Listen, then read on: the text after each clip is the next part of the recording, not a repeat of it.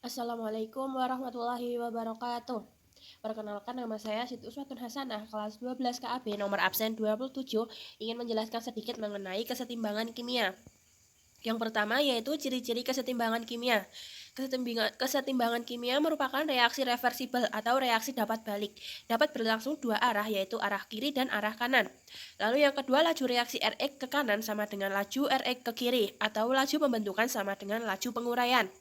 Yang ketiga yaitu ruang tertutup, dan yang keempat tidak terjadi perubahan mikroskopis. Yang kedua yaitu jenis kesetimbangan kimia. Kesetimbangan kimia dibagi menjadi dua jenis, yaitu kesetimbangan homogen dan kesetimbangan heterogen. Pada kesetimbangan homogen, sistem kesetimbangan yang ada pada reaksi di mana semua zat yang terlibat memiliki fasa yang sama. Contoh reaksi dalam kesetimbangan homogen yaitu 2SO2 ditambah dengan O2 menghasilkan 2SO3 dan Fe3+ ditambah SCN menghasilkan Fe dalam kurung SCN2+. Lalu yang kedua yaitu kesetimbangan heterogen.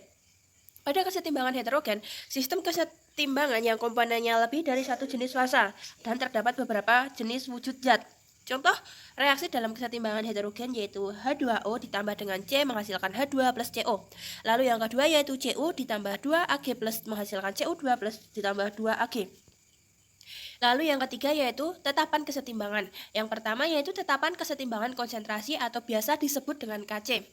Kc memiliki rumus yaitu C besar pangkat C kecil dikali D besar di pangkat D kecil, A besar di pangkat A kecil, B besar di pangkat B kecil, di mana A merupakan konsentrasi atau molaritas A pada saat setimbang.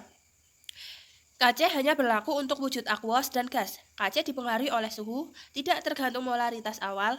Kc dapat dijumlah yaitu Kc1 dan Kc2. Lalu Kc dapat dibalik 1 per Kc. Kc dapat dikali Kc pangkat X. Lalu yang kedua yaitu tetapan kesetimbangan tekanan parsial atau biasa disebut dengan Kp. Kp memiliki rumus produk pangkat koefisien per reaktan pangkat koefisien atau biasa disebut dengan P C kecil pangkat R dikali P D kecil pangkat S per PA pangkat P PB pangkat Q, di mana PA merupakan tekanan parsial gas A.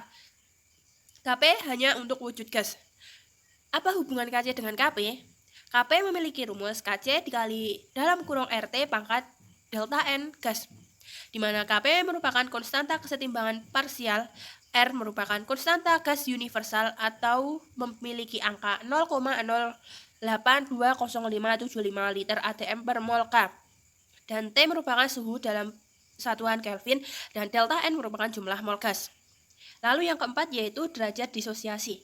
Dalam suatu reaksi kesetimbangan, zat bereaksi tidak pernah habis, yang ada semuanya bersisa. Ada nilai di mana reaktan dapat menjadi produk. Derajat disosiasi adalah perbandingan antara jumlah mol zat yang terdisosiasi atau terurai terhadap jumlah mol zat mula-mula.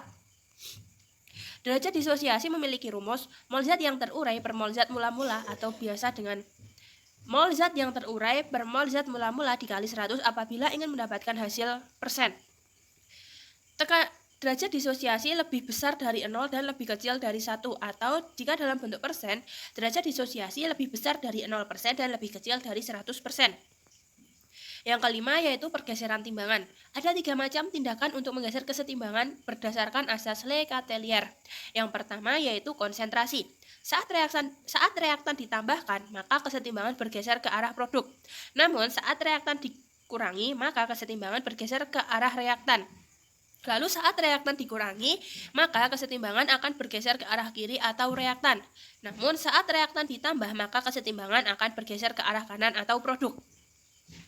Lalu yang kedua yaitu suhu. Saat suhu diturunkan, reaksi bergeser ke arah delta H- atau reaksi eksoterm, dan sebaliknya.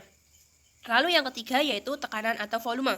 Tekanan dan volume berbanding terbalik. Saat tekanan dinaikkan dan volume diturunkan, reaksi akan bergeser ke arah kanan. Dan saat tekanan diturunkan dan volume dinaikkan, maka reaksi akan bergeser ke arah kiri. Lalu yang keempat, katalis. Katalis tidak menggeser kesetimbangan kimia, tetapi katalis mempercepat tercapainya kesetimbangan. Nomor 6 yaitu sistem kesetimbangan dalam industri. Dalam industri, sistem kesetimbangan digunakan dalam pembuatan amonia atau NH3 dan pembuatan asam sulfat. Dalam pembuatan amonia atau NH3, amonia berfungsi sebagai bahan dasar pembuatan pupuk, sebagai pelarut untuk senyawa ionik dan senyawa polar. Diproduksi dengan proses Haber-Bosch dengan menerapkan asas Le Chatelier. yang mempunyai reaksi N2 plus 3H2 menghasilkan 2 NH3 dengan delta H sama dengan min 94 kJ atau reaksi eksoterm. Suhu rendah menyebabkan tidak efektif karena tumbukan antar molekul N2 dan 3H2. Saat suhu tinggi dapat mempercepat kesetimbangan. Penambahan kalor dapat menyebabkan reaksi bergeser ke arah kiri. Saat tekanan tinggi dan volume ruang diperkecil, reaksi bergeser ke kanan. Proses pembuatan amonia atau NH3 menurut Haber-Bosch yaitu mereaksikan langsung antara gas nitrogen N2 dan hidrogen H2 pada tekanan tinggi. Reaksi tersebut merupakan reaksi reversibel. Oleh karena itu, berdasarkan prinsip Le Chatelier, kondisi tekanan tinggi dan suhu rendah diperlukan untuk mengarahkan reaksi ke kanan atau ke arah pembentukan amonia.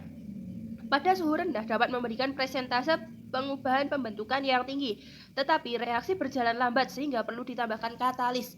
Dalam praktiknya, kondisi yang digunakan adalah tekanan 200 atm dan suhu dengan katalis ion besi dicampur dengan KOH atau osmium.